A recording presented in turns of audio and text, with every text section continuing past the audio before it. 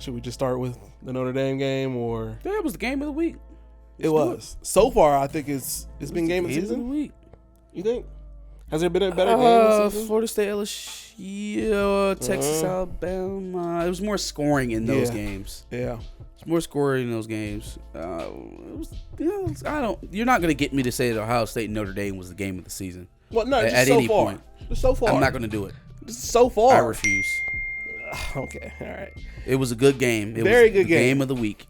Before we get too far into it, obviously some comments that I probably should make, just in the sense of apologies to Sam Hartman. I said, send the pressure at him. He's going to throw picks. He didn't throw any picks. Mm-hmm. He played a pretty good game considering, both sides' defense played very well. They got to figure out red zone offense, man. They do. They got to figure out red zone offense because they were walking up and down the field. They don't have a fucking kicker. It was just abysmal. And every for as time many they get running in backs scoring as position, they have, I feel like a stable, just super rotation. We got Jeremiah Love, and then we got Ford, and we're going back to Estime, and then back to Jeremiah Love, and then back to Estime. Estime didn't even wake up until the second half. Yeah, right. He didn't even act like he wanted to play football until the second half. I don't think he's run a 100-yard game against us at all for everything that everybody's been saying. Well, which is not that. He had a decent second half. The first half, y'all shut him down, but you didn't corral necessarily Jordan Love or the other back forward. That's also fair. I'll give you that. that. Okay. I'm going to give my analytic takes before I turn into both an Ohio State and Notre Dame hater, because it's very easy to fall into that trap in this game. So I'm just going to give analytically what I saw. From Notre Dame, Hartman, very comfortable passer. He was left to be comfortable most of the night until it was time to get some pressure, right? Dial up some pressure on Ohio State's end. Now, knowing that, being Notre Dame, that Jim Knowles is a extra kind of guy in terms of bringing pressure, right? He will bring a safety, he will bring linebackers, he will drop some out every now and again. Knowing that, I thought Notre Dame would be more well prepared for different blitz packages coming from Jim Knowles, and it seems like when they decided to blitz, that was kind of the cure, both in the run game and the pass game, right? It was the only thing that you guys could do to stay competitive in the run game was to run blitz. Yeah. But in the passing game, it seemed to be such a disruptor to Sam Hartman and the offensive line that, he would be on these drives where he's absolutely carving the defense, and then they get within a smell of the 20-yard line, and all of a sudden it's It just seemed like on those plays, at some points, the defensive line was putting extra effort into at least hurrying him into some. But see, y'all didn't get there with 4 men. Y'all absolutely no. did not I get there agree with that 4-man pressures. I agree with that. If anything, the defensive line really showed up on the run plays. Tyleik Williams played an excellent game as far as stopping the run. So did Mike Hall Jr. For the most part. Yeah, I saw a couple plays where they were high. They were getting tackles downfield or getting blown back. Without watching it a second time, it's hard for me to determine on those runs, really they run a lot of counter and a lot of traps. Yeah. Who is it? Are the defensive linemen getting stalemated because y'all go 3 down a lot? Mm-hmm. Are they getting stalemated? Are they not getting any penetration? Are they getting moved back? And that's causing the linebackers to not be able to fill, or the linebackers not coming up, right? And not, making plays on the running backs. I thought you tackled pretty well. Yeah. I think the team tackled pretty well, so I didn't see anybody missing tackles. It's just that a lot of times when the running game really got going for Notre Dame, you guys weren't making contact until about 4 or 5 yards downfield. Mm-hmm. I'm trying to find his stat line, Hartman's. It was 150-something yards. It wasn't anything crazy. 17 for 25, 175 yards, 1 touchdown. Mm-hmm. Not an abysmal night, but also not one. I mean, Jesus Christ, if we can just get over 200 yards, I think he probably win the game. Probably. And it's not like you can't be in a defensive struggle. Mm-hmm. But when I saw them in the second half, right, it seemed like they had a plan. They came out, scored 14 straight points. Mm-hmm. It looked like they had the game in hand. And then, I've talked positively enough about these teams. I think I'm going to go ahead and Egbuka had a great game. Egbuka definitely did have a great game. Egbuka had a great game, and that's going to be the last doubling the hell out of Marvin. Yeah, absolutely. But we'll pick that up in my haterisms because here they come. Haterisms, that's crazy. Here they come. Notre Dame could not help but be Notre Dame. As well as they've played the last 2 years against Ohio State, they could not help but be Notre Dame. Sure. Josh Freeman, you have a monkey to get off your back with Marcus Freeman, you have a monkey to get off your back in late game situations, fam. You have a monkey to get off your back in late game situations. Last year, right, there were maybe like 2 calls that cost them a game against Ohio State. One of them was that double safety blitz to open up Marvin Harrison when Ohio State was getting nothing on offense, right? This game, fourth quarter, we've just scored our 14th point. We're up 14-10. We turned Ohio State over on downs. We're marching back down the field. Mm-hmm. We've picked up 1 first down. We've picked up 2 first downs. Now, we got about 2 minutes left. 1 more first down, this game is over. It's done. We can take some knees and celebrate and go stare at touchdown Jesus for the rest of the night. 1 first down. So instead of continuing to hand it into the stomachs of the very productive running backs that I think they got close to 200 yards in the second half. The very productive running backs that you've been using all evening. You know what we're going to run on 1st and 10? QB read. Read zone. Split zone. Yeah. With Sam Hartman. A play you haven't run all fucking night. You haven't run split zone all fucking night. You have not run a read zone option all night with Sam Hartman. Oh, I got him here. Oh, they're not expecting this. They're not expecting this. I'm going to get my slow-ass quarterback out on the edge. That's what I'm going to do. Yeah. Like, just a horrid play call. Yeah. Terrible. Lose 5 yards on it. I think Hartman reads it the wrong way, keeps the ball. Mm-hmm.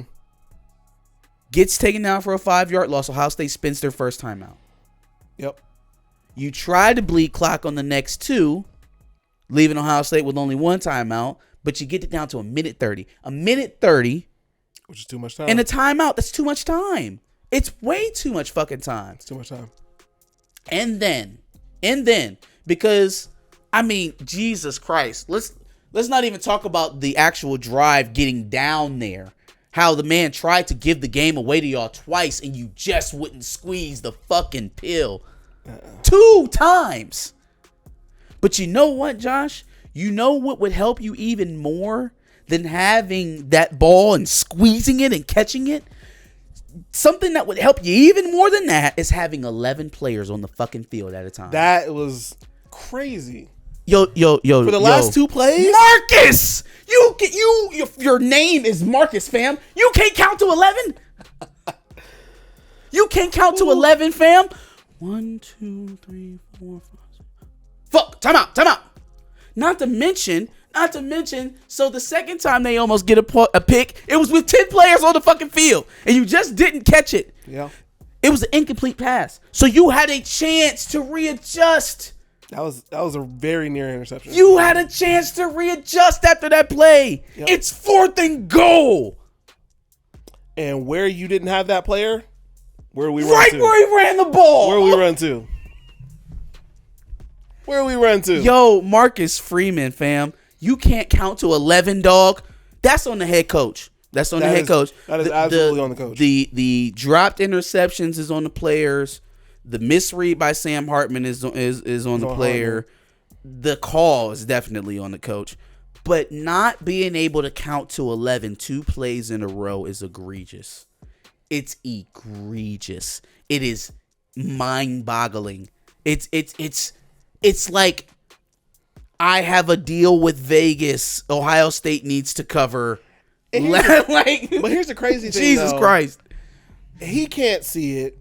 Somebody up top in the box is not seeing it. Like, no one on the entire coaching staff. And you want to know why I know it's a coaching staff thing? Beyond the fact that it's their job to make sure that they're having enough personnel in the field. all night. And I mean all night, even when they were doing good. I'm looking at Sam Hartman. Man, we got to get the fucking play in. I saw him mouth that one time. We have to get the fucking play in. Because constantly, over and over again, he's turning back to the formation to get into the mode of getting the ball snapped with 7 seconds left, with 5 seconds left, with 6 seconds left. And it's not his fault. It's because he can't get a complete call in time to get everybody lined up on time. Yeah. Yep. They're not even communicating the calls to their quarterback. They started to make JT promptly look good at that last drive. JT and Jack Sawyer a little bit. They finally started doing things. I just don't understand. You're absolutely right. No, they kind of Notre Dame it at the end. I'm like, sure. Dog, talk about play 99.999% of the game and then giving it away with a .1. That is exactly what happened. Yeah. There's just no way, man. Honest. Yeah, absolutely.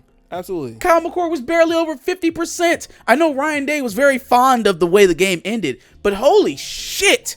Could you imagine if Marcus Freeman just says 1, 2, 3, 4, 5, 6, 7, 8, 9, 10.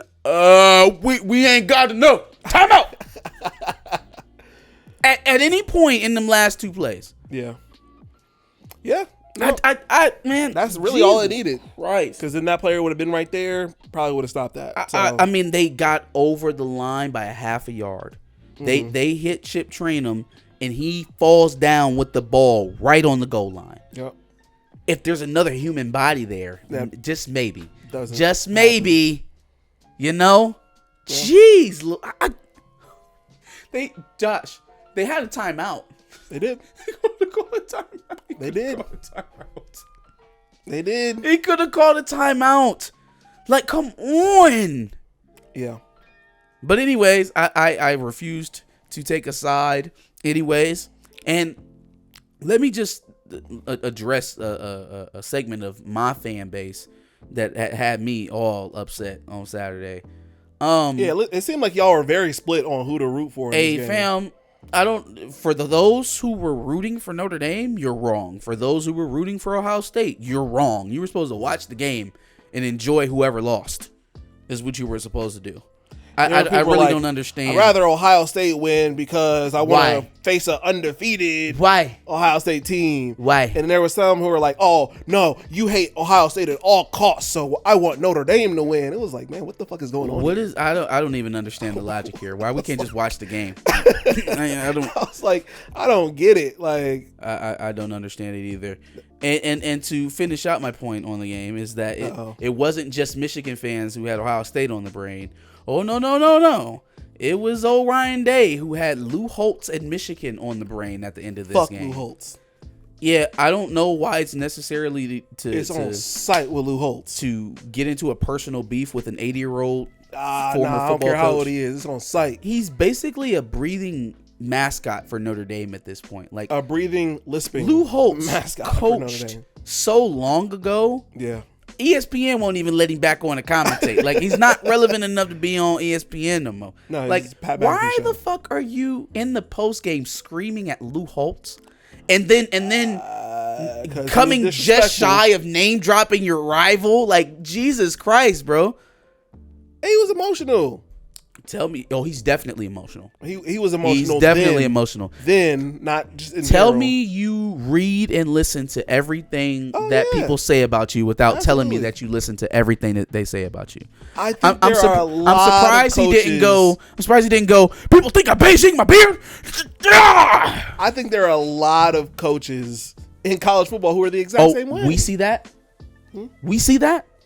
From other college coaches, you hear them calling out other former coaches. No, you hear them referencing their rivals. Obviously, not every time. 7-8 weeks before they play them. I was talking more so about the fact that they're literally watching everything. Oh, fine. If you're saying that there are more coaches that look at their personal Swinney profile, constantly Googles and Twitter searches his own name constantly. Okay, fine. You know what Dabo Swinney's not going to do? He's not going to subtweet Nick Saban in Alabama in a conference win, or in an early season game. He's not going. Who's Clemson's rival enough for me to even South Carolina, like fucking NC State, who's their rival enough for me to. Florida State. I said Bama because they're the closest rival that Clemson actually has in the last 10 years. That's fair. So yeah, he's not going to subtweet Nick Saban or some retired mascot of a coach. Nah, but to be Like, fair, what in the fuck? disrespectful for no reason. What did he even say?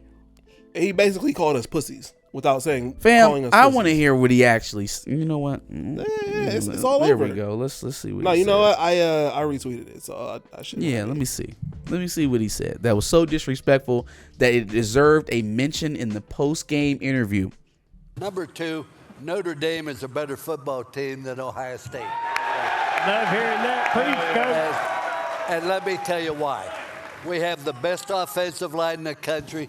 Sam Hartman won't even get his jersey dirty all year. He has time to throw the football. The offensive line, we have great running backs. Esteem is averaging about 10 yards a carry. We have great receivers. So offensively, we're set. Defensively, our defensive line's better. And you look at Coach Day, and I coached at Ohio State under Woody Hayes. We won the national championship when I was there. That's right. So I'm proud of that. However, he has lost to Alabama, Georgia, Right. Clemson, Michigan twice, and everybody that beats him does so because they're more physical than Ohio State. And I think Notre Dame will take that same approach. I know that our schedule, it hasn't been the best. We're 103rd in strength of schedule. However, that doesn't bother me because every day we get to practice against good. We get to practice covering our good receivers. Won't be much different than covering the great receiver they have in Ohio State. And plus, we're playing at home. It'll be a close football game, but we will win because we believe. Forget who in the hell we're playing. Just tell Ohio State this. You take this message to Ohio State.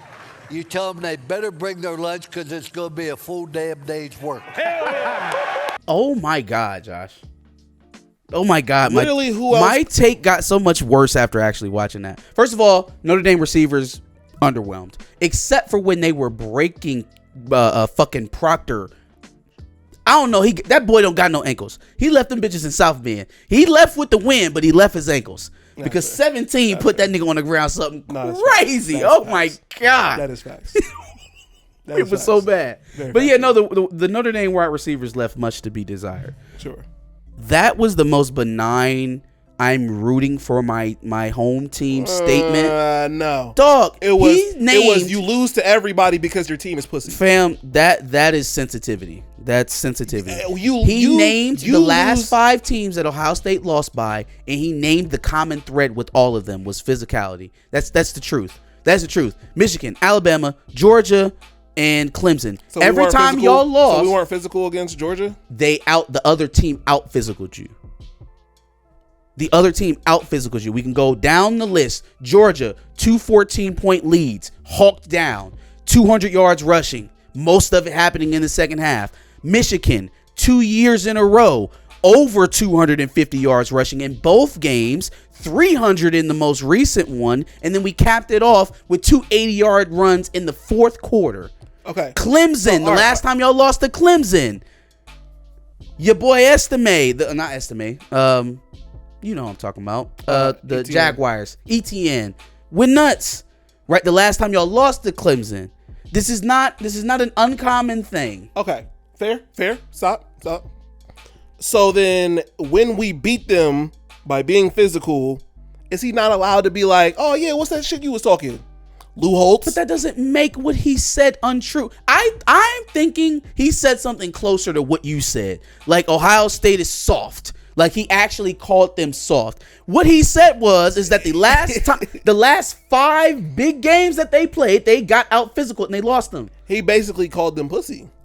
You don't think that's basically what Hey, he did? But regardless, the point was you said that you couldn't do it. That Notre Dame was the better team. And we just did that. Sure, fine. So what's that shit you was talking? I still find it a little iffy that the guy is trying to prove his toughness by calling out Lou Holtz. It just doesn't feel right.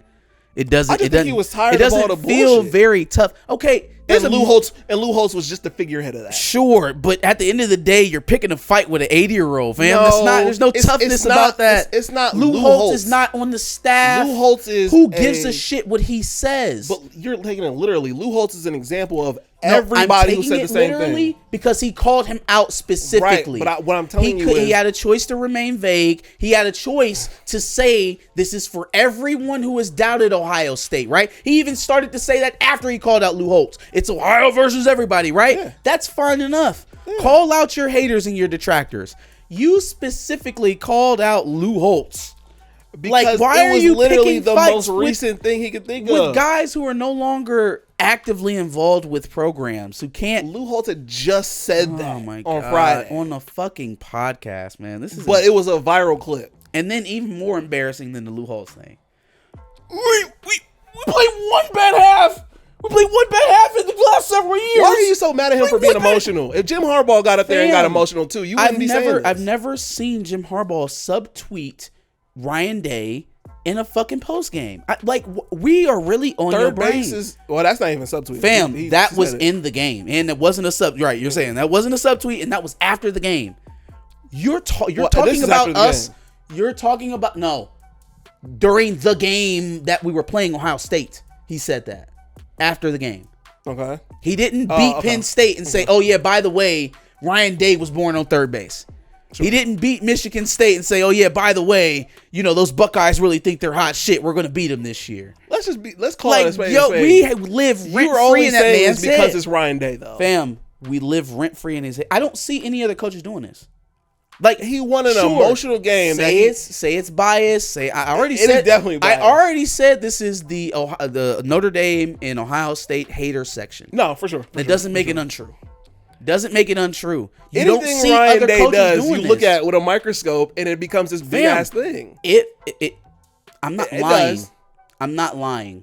Right? When I say no other coach complains about the weather conditions, about playing indoors, about moving the location of the championship game, about moving the date of your rivalry game. No one else is doing this. I don't know No that one else that's true. speaks like it. Because nobody okay, well else then show holds- me else who you're talking to. Literally- show me who else is saying these things. Literally every comment Ryan Day has to say, whether it's Fam, bad Josh, or good, we gets talk about held coaches, under a microscope. We talk about coaches and their gaffes all the time. We talked about Brian Kelly. We talked about Pat Fitzgerald. We talked about Kirby Smart. We talked about Nick Saban in Alabama. We talk about Dabo Sweeney. We talk about Ryan Day, Jim Harbaugh, Mel Tucker. But we we talk talk about about Ryan Day a Paul lot. Chris. We talk about Scott Frost. We talk about all of them in their gaffes. It's not a specific thing about Ryan Day. He says stupid shit. He has really bad quotes, and he says things that other coaches do not say. I don't think that they don't say them. Who else is complaining about where they play their rivalry games in the schedule? Who else? There are definitely people who are also No, answer my question. I don't have anything for that. I don't have one, anything for that. If he's not the only one that's saying it, it should be easy for you to tell me who else is saying it. I don't have anything for Who that. else is trying to But make what sure about that the- they what can about- play? what about Who complaining else about is the clock? trying to make sure that they can play indoors in the winter so that they can pass the ball better? What Who about else the is cl- complaining what about about where the the play clock hashes are rule? located in college football? No one else is saying these things except for Ryan Day. What about the play clock rule? Are other coaches complaining about that? Sure, I didn't say anything about the play But clock a rule. lot of people are talking about how Ryan Day complains about that. Okay, and if I had asked you about the play clock rule, you'd have plenty of examples to say other coaches are saying this. You have zero examples of a coach calling out his rival in week 4 after he beat not his rival. Zero examples of that, other than Beijing Beard. Just because I don't have them right now doesn't mean that They don't there's exist. literally You can't think none about him. I ever. can give you a month and you still wouldn't be able to pull him up because he is insecure by the fact that people are calling him. It's really him because the players reflect leadership, and when they're calling the players soft, they're really talking about him. Didn't nobody come out their mouth and say Marvin Harrison was soft? Ain't nobody called Travion Henderson. I've seen people call Marvin Harrison Nah, soft. I Just didn't. because I haven't. just because of being out after the hit in Georgia. I haven't seen a I've seen single. that. I haven't seen anybody in a Michigan circle, be it a commentator haven't seen or a Michigan. fan, I haven't seen Michigan. call Marvin Harrison soft. I haven't seen Michigan. It was, Right? it was Georgia fans. Not that for Travion Henderson, Mayan Williams, Chip Trainum, anybody over there, really. I haven't seen that either. I have not seen them calling them soft. You know who they call soft? Ryan Day. I've seen This is a Georgia fans personal specifically thing. call Marvin Harrison soft. This is a personal thing for Ryan Day. because your team reflects its leader. And when you are calling your team soft, you are saying the leadership of your team is soft.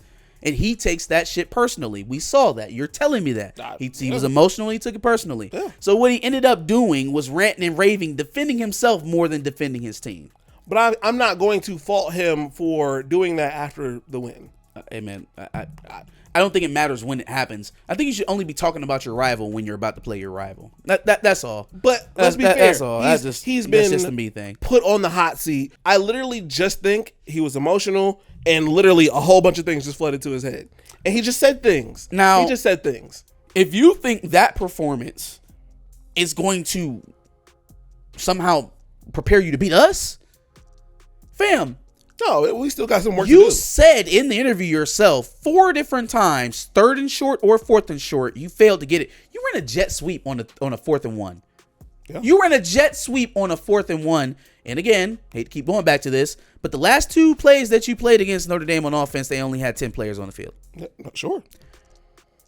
So, like, it was just a very odd time for him to take the stance of, like, you go on the road, you beat Penn State the way you just beat Notre Dame, right? And you getting ready to play Michigan in a couple of weeks, and you blow off like this. I still don't like it. I still think we live rent free in his brain, and I don't understand why Lou Holtz is such an easy target for you.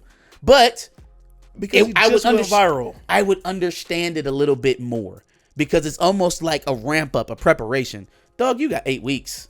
You have this is a ramp up to Penn State season. This is a ramp up to Penn State, which is a ramp up to Michigan. Shit about Penn State. He didn't say people beat us one time in 10 years and they think they got our numbers. He didn't say that shit. He said we played one bad half the last several years. He was directly talking about the Michigan game. Sure. Sitting in South Bend, Indiana, after a huge win, the biggest win of Saturday night, I will grant you that, he's thinking about Michigan. Okay. I like that. Keep it up. Cool. Keep Michigan in the back of your head. Keep the opponent in the front of your head, but keep Michigan in the back of your head. Okay. And hopefully that leads to a win, and you ain't got to worry about shit for if that's the mentality for the season, you'll slip up before you get to us. I already think you still will. I think we'll slip up before we get to you. There's a high likelihood that Ohio State has a loss before they get to us. Hey, speaking of which, where are the fans that said we were losing 3 times? Because I bet a lot of y'all. I need my pockets filled. Yeah, now. you're not gonna lose 3 times if you. Well, I need my pockets filled in the regular season, or is this plus? I was told regular season we're losing 3 games. I need my pockets filled. You're not gonna lose 3 games because y'all said we were going to lose 3 times. I need my money. 2 max. So I just want to throw that out there. 2 max. What kind of soundbite is this going to be if y'all lose? Like, if y'all, we don't have to argue and go back and forth about the actual game. It's months away from now. Sure. I'm saying, if y'all actually lose to Michigan this year, what kind of soundbite is this going to be? It'd be a worse soundbite for sure. It's going to be terrible. Especially if we play more than one bad half of. We're tough! We're tough! They said we weren't tough, but we're tough! It just felt like he was talking about himself. It felt like Dabo running out in front of the damn team. It felt like if everybody was attacking him personally. He finally got a gritty win, and it was time to be like, oh, yeah, where the receipts at? Where the receipts at, motherfuckers? Nah, but you just said that basically everybody calling his team soft is basically them calling leadership soft. So therefore, he has a reason to be able to take this personal. The communication made it seem like he was protecting the players, though. You weren't protecting Marvin Harrison. You weren't protecting Tyleek Williams or Mike Hall or Steel Chambers. McCord maybe a little bit. You're not, man. Kyle McCord ain't been playing long enough to be criticized and be called soft. You are protecting you. People call him. Just say that. People call him a bad. Be like, hey, look, man, I am who I am. You know, there's been a lot of talk about me and the attitude of my team that I coach, and I've taken it personally, and I plan on proving it wrong the rest of the year, because clearly that's where you're at. You are pissed off that people think that you sweet, and you've taken it personally. You, not any player that's going to come through this program and go make millions of dollars in the NFL. You have a problem with them thinking that you are soft. Okay. If being mad at that results in more victories and getting this team to where it needs to be. If you're thinking about us this early in the season, you are not thinking about who's on the schedule. Nah, but people have constantly said you need to always be thinking about Michigan. And the Achilles heel to Ohio State in recent years has not been, well, other than Michigan, has not been it's been the Purdue, the Iowa, the Wisconsin. It's been those one-off games. That was more of an urban thing. I guess I'm trying to keep the Urban Ryan Day era a thing, like It's an easy thing to do. you know. I guess. But I mean, in any case, man, I'm just that. It was a great game defensively for both sides. Both sides showed a lot of grit, toughness. It was a game that Notre Dame probably should have won, but we eked it out at the end. Lordy. Davison Igbinosun, chill, bro. Handsy as Chill, hell. bro. Look Handsy for as the hell. ball. Handsy as hell. The secondary was a little. Davison Igbinosun was pissing me off. He was handsy as fuck. He was handsy as shit. Josh Simmons, get it together. Oof. Hey, your boy Jean-Pierre had a game. He did. Your boy Jean-Pierre had a game. He looked good. He did. But now that game is over, I wanted to bring something else up that's relevant to Ohio State that I feel like needs to be addressed.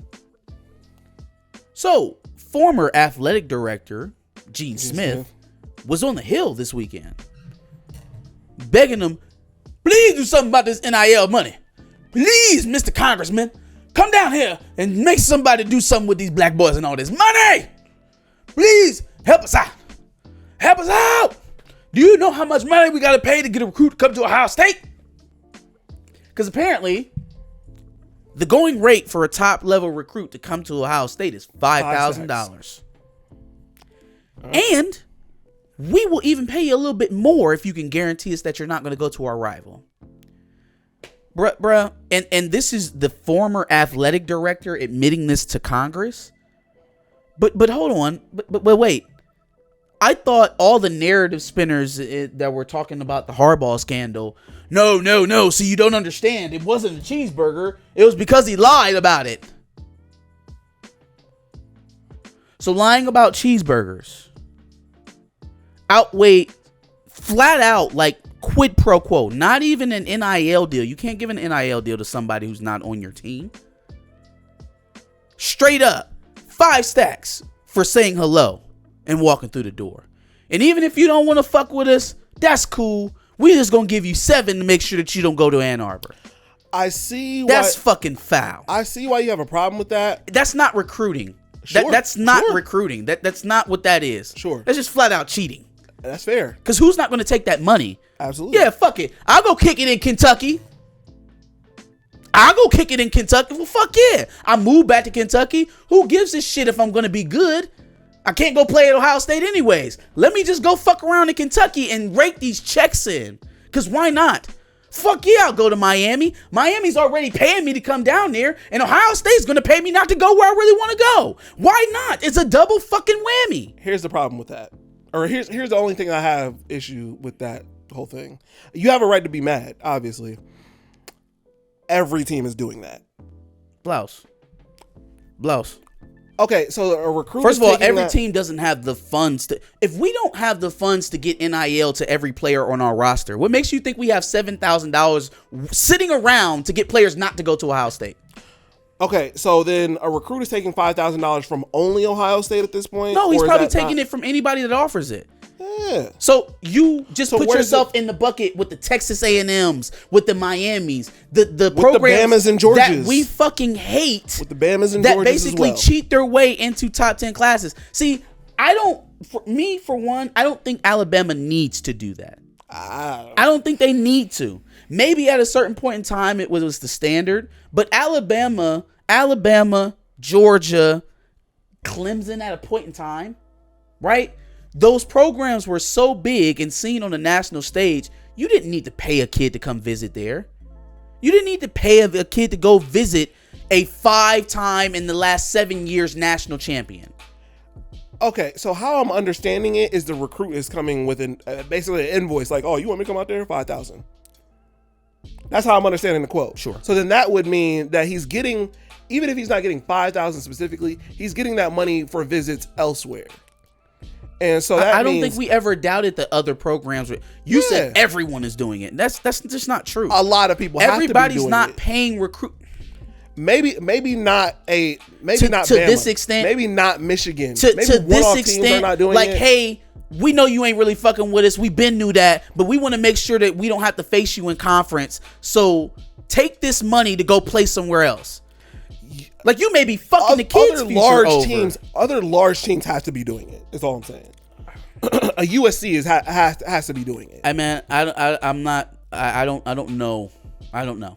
I'm not We gonna don't know because I'm not another gonna team hasn't speculate made- on who is and who isn't.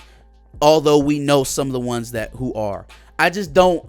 It's Like I said, you have a disappointing right to be to a mad. certain degree that like damn, yeah, no, like the we have a Mario Cristobal here in the Big Ten. We do. We just do. We have a Jimbo Fisher in the Big Ten. He's here. Like it is here. We have one of those type of programs that we have to contend with. That we do contend with. But it just puts it in a better perspective to me. So all of those folks who are like, oh, kids make, decisions for a multitude of reasons. Sure they do. Sure they do. I think we just pulled the curtain back to see what a most common decision is, though.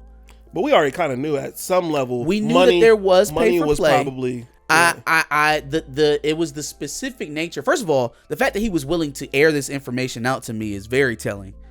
It's not surprising because of the shit that he's been taking from Ohio State fans since pretty much day one since he took that job.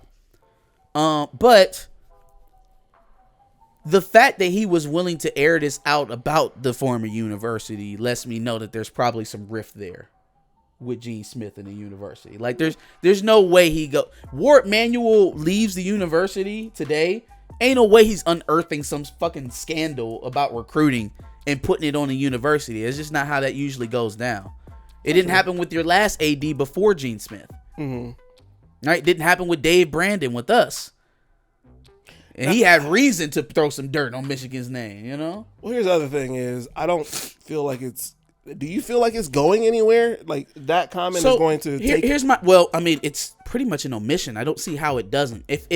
If a receipt for a cheeseburger led to a 3-game suspension for Jim Harbaugh, how does it even compute that a former, as in last year, athletic director admitting that he gives recruits money to show up, that is quid pro quo, that is literally, here, bribe, take it, come in. It's bribery, plain and simple. Sure. And then you get into a whole nother set of circumstances when you're actively deterring people from going to another university. So how does that not get investigated? How is that not worse than even the Tennessee shit? At least that was a coaching staff that isn't still in place. He's accusing the current coaching staff of doing this. How does it not go anywhere? Maybe as of right now, I just don't see it. It doesn't seem to be going anywhere. Like, it didn't seem like that. Well, first of all, they up on Capitol Hill begging for somebody to do something for him in the first place. But I wouldn't be surprised. Do not be surprised if at some point along this season there is an NCAA investigation on all of this. Because here's the thing. There are some in the media, both independent and major media, that have found a way to just avoid this topic altogether. It will not remain that way. It won't stay that way. Because rival schools, rival fan bases, rival apparatuses in the media are not going to allow it to be quiet. So I know what I'm titling this one. Michigan fan hates on Ohio State. yeah, okay. AP rankings came out already. What we got? Number 1, Georgia. Number 2, Michigan. Number 3, Texas. Number Ohio 4, State. Number 4, Ohio State. Number 5, Florida State. Number 6, Penn State. Number 7, Washington. 8, USC. 9, Oregon. 10, Utah. 11, Notre Dame. Who did Georgia play this weekend? Was it Mississippi State? It was UAB. Yeah. Okay. So let me tell you how I feel about the top 10 right now, which is basically my prospect for playoff opponents. Sure. I see a lot of food. Michigan's only giving up for just under 6 points a game right now. It's leading the country in total defense or scoring defense. I see a lot of food at the top. A lot of food. Texas comes out, beats Alabama one week. comes out and struggles with Wyoming the next one. Sure. Georgia comes out and wins a good game against South Carolina one week, struggles with University of Alabama Birmingham the next. I see a lot of food. A lot of food. Ohio State and Notre Dame, both of them are only able to muster up 14 and 17 points respectively against each other. Sure. Food. Food. Food. Food. There are a lot of deficiencies at the top. Not excluding ourselves, right? Sure. I think that our deficiencies, though, are more luxury deficiencies. We got to figure out which left tackle we like best. Maybe we need to figure out, some more creative ways to get Donovan the ball because he's not seeing it in the run game right now, right? Maybe we could see another young receiver emerge in the receiving core to kind of complement Cornelius and Roman Wilson. That's all luxury shit. Maybe we That's can all luxury figure shit. out what caused McCarthy to throw 3 picks against. We don't Bowling have to Green. figure that out. We're going to leave that right where it's at, and that's what got us 15 of 21 for 217. I'm good with that. Not 21 of 39 for 240, barely over 50%, and was aching to throw an interception. Just aching. Like, please take it from me so I can sit down. Against a better defense than I'm Bowling so Green. goddamn nervous. Keep doing this kiss shit. Against a better defense than Bowling Green. Yeah, absolutely. Yeah, I mean, no question. Was that supposed to mean something? Still tried to give the game away. Against a better defense, a much better defense than Bowling Green. Are we inching toward an argument of McCourt versus McCarthy? Is that No, what we're doing? Okay, no. all right. I just wanted to make sure. But I guess if I'm comparing the two performances, one did better against a better defense. We didn't play Bowling Green. We played Rutgers. No. I was specifically talking about that. You're matching his last week performance to this that's what performance started here? the whole thing. No, I didn't. I said I gave J.J. McCarthy stats from this week, and I compared them to Kyle McCord's stats this week. And you brought up Bowling Green. No. I said, the first thing I said was we need to figure out What happened in Bowling Green? Yeah. Okay. Well, that's where that came from. we need to leave that right where it's at. We did that, and we're fine. Okay. We're good. All right. It's one game. Okay. It was one game. A game that we won by 25 points. You did. At the You came end, out in the so- second half and everything was better. I'm all right with that. But scoring deficiencies, defensive deficiencies, all around. As explosive as Florida State can look at times, I am not sold on Jordan Travis, and they drop a lot of balls.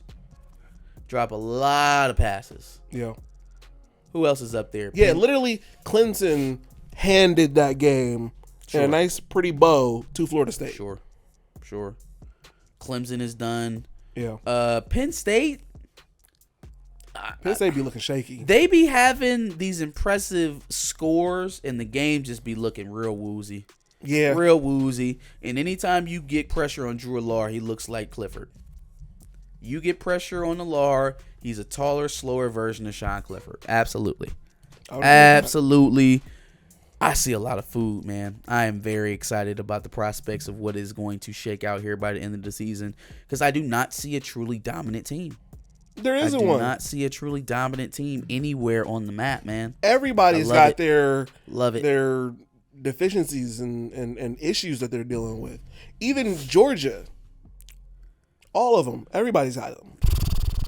So, I mean, it'll be very interesting to see how the latter half of this season shakes out because everybody's got something. Now, let's talk about Dion. We got to talk about Prime, man. We have to talk about Prime, and You was not waiting just for this one. and not just Prime, not just Prime. We got to talk about y'all. We have to talk about y'all and how we got here. How we got to a point to where anybody who was trying to tell y'all that Colorado wasn't that good ended up being a hater. It's very talk about that. It's, you're either with it or you're not. Like, fam, I'm not going to sit up here and tell you that they're better than they are. I'm impressed that they've been able to win 3 games so far. Excuse me. And triple their win total from a year before. But tripling a win total from 1 is guys. It is an improvement, and It is an improvement, and you got to give him his success. props. But guys, come on, man. And he's going to win more games. let's just add some context to the situation. Sure. I always told y'all that it was very treacherous for Colorado in the trenches, and it's just proved itself against Oregon. It unraveled in a Shedeur very got serious sacked way. 7 times. Yeah. They can't protect, man. They cannot. Yeah. Can't hold up. And if you think that's the end of it, Utah's got something for that. Mm-hmm. Hell, USC will USC. have something for that. Washington will have something for that. You know, you're gonna have problems getting games against Arizona State and Washington State. You're gonna have trouble winning those games. Speaking of which, I didn't get there yet, but Colorado is no longer ranked. Of course they're not. They got manhandled by Oregon. Yeah, I mean, they were only 18. You lose at 18, you're in jeopardy of not being ranked.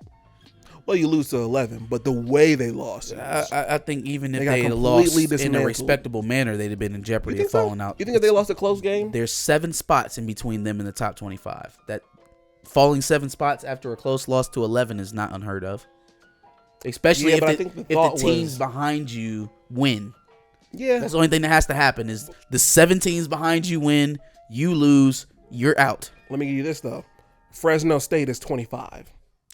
Fresno State is good. Fresno State They are. beat Purdue Yeah. in week 1. They are a good team, but a Colorado that, despite everything and not having Travis Hunter, still keeps a close game against Oregon. You don't think they at least Maybe, get the nod? but even if they do, what's the difference between 24 and 26? Okay. What's the difference between No, that's fair. 23 and 25? Nothing. There's That's really fair. So even if they're just outside the top 25, if you say, oh, well, they probably could have been just inside the top 25 at like 23, 24, 25, ain't much difference in ranking there at all. For sure. But yeah, no, Dan Lanning used all of the Colorado hype to motivate his players, and they went out Sure there did. and blew their wads pretty much in the first half.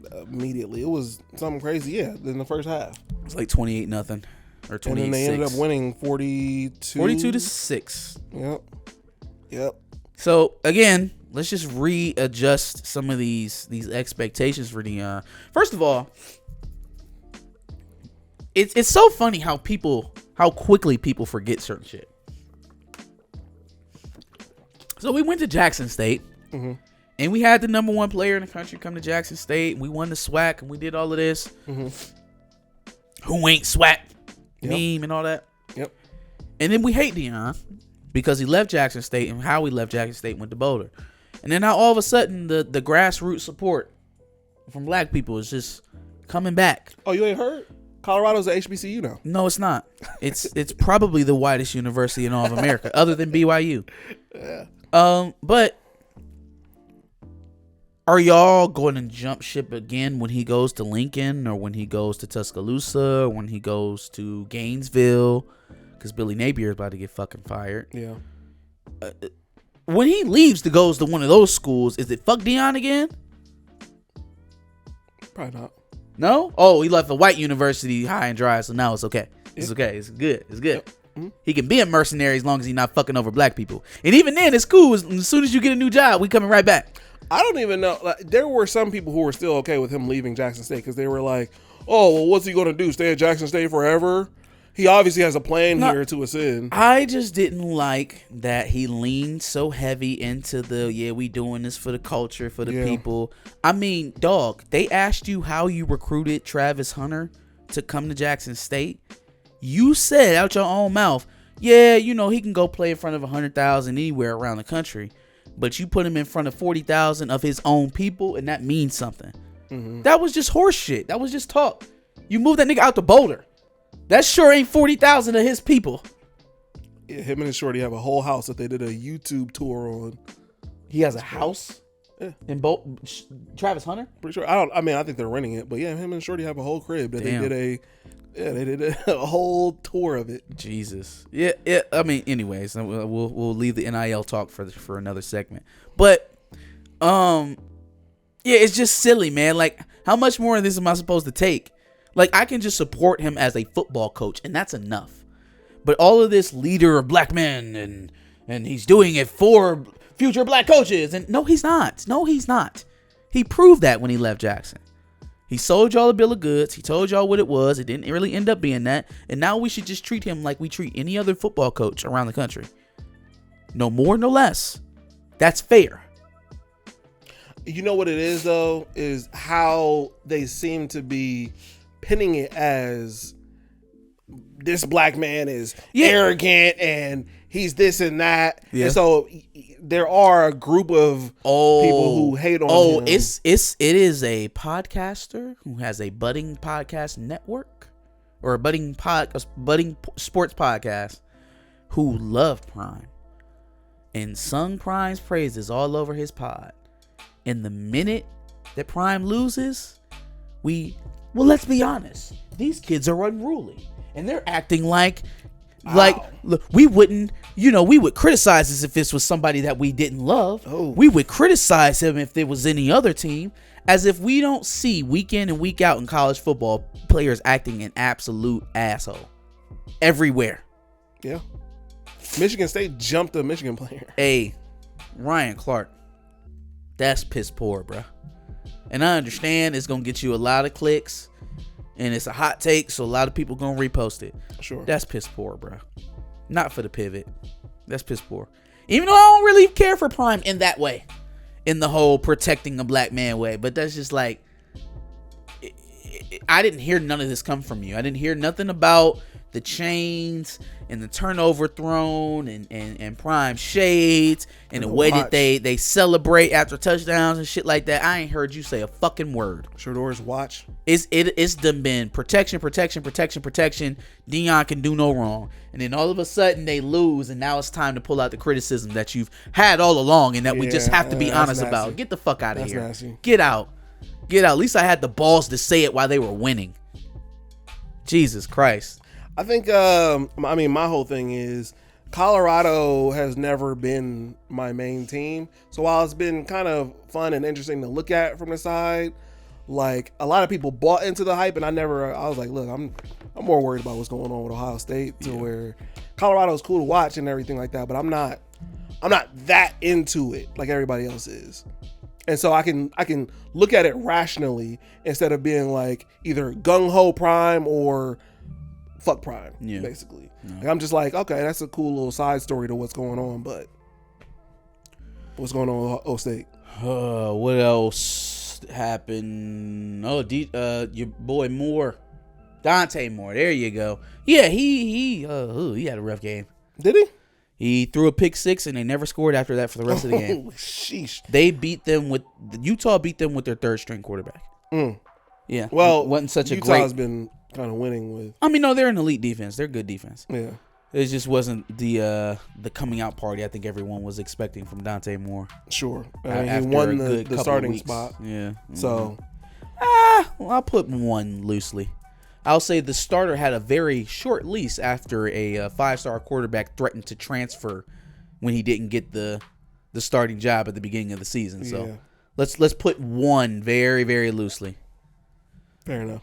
Well, I guess we already kind of talked about Penn State and Iowa. Yeah, I mean, a pretty good domination. Iowa absolutely cannot score the ball. They should just go ahead and fire Brian Ferentz now. Cade didn't look all that good, but he was under duress most of the time. Iowa's also not ranked for what it's worth. Yeah, I mean, I feel like that's a little unfair because they had to go 3-0 before they were ranked in the first place, and then one loss. Now they're back out. But they're not ranked, and Mizzou is ranked, so just yikes, throwing that out there.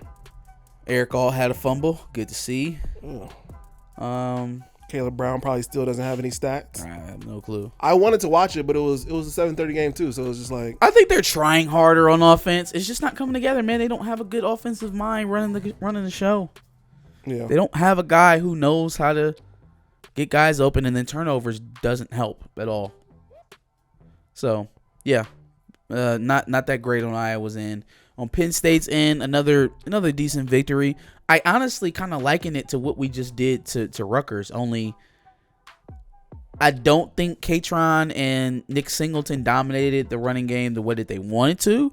And then when it was asked to be put on, what's the name's shoulders, Drew Allar's shoulders, he didn't always look great, right? Iowa kind of handed him some ready-made situations with some turnovers. The obviously the Eric All fumble. Mm-hmm. I think there was an interception there by Cade McNamara, so they didn't do themselves any favors. I want to see Penn State versus the team that can hurt them. Not necessarily a Michigan or Ohio State. Those are obvious. Maybe a Maryland. Maybe a Illinois played them pretty good. Rutgers might give them a run for their money. You got to be able to score. That's the thing. You got to be able to score. And Manny Diaz's defense is such that he's going to give you a few opportunities, but if you don't take them, it'll be few and far in between when the next one rolls around. So, you know what I'm upset about with Penn State is I was just happy about how we had a bye week, and then we got Maryland, but then we got who else did I say? Maryland and then Minnesota, maybe? No, Maryland and Purdue. Penn State has it easier. They have Northwestern, UMass, and a bye week. Holy shit. They're not done with their out-of-conference schedule yet? Northwestern, bye week, UMass, and then us. Come on, DB. Let's go. Fighting Don Browns, baby. They're going to upset Penn State. Yikes. Yes, sir. That's Michigan East over there. Yikes. But is everybody Michigan East, Michigan South, Michigan? Well, we got Coach Biff down there at Charlotte. That's Michigan South. We got Michigan East. That's Don Brown. Jed Fish, I think, is still out at Arizona, so that's Michigan West. Yeah, that's what we doing. Yikes, that's absolutely crazy that you guys are just taking over every school. It's a nice coaching tree. Wait, so Don Brown is coaching for UMass? Yeah, head coach. Your boy is already offering Ryan Day's son. What's up with that? I mean, they're former. They used to work together. Yes, they're on staff together. Yeah, so yeah, but you're calling it Michigan East. So why y'all trying to steal Ryan Day's son, bro? You gonna keep him from going to Ohio State?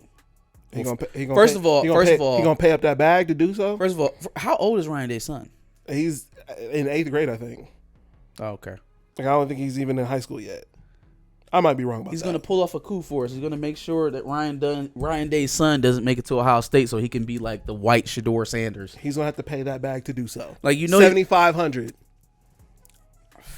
Actually, it's $10,000 for Ryan Day paying his own kid not to go. No. Don Brown has to pay $10,000 to keep him away from Ohio State. UMass ain't got that. That's it for me. Give us your thoughts on week 4? Week 5? Week 4. Week 4 of college football.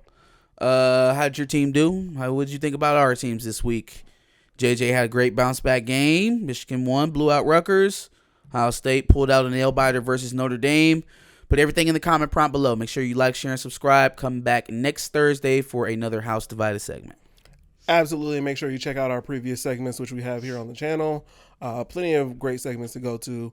Obviously, still talking about Michigan State or the numerous segments that we have about Colorado. So make sure you check out some of the segments that we have here. And then, like you said, make sure you subscribe. We'll be talking about college football every week.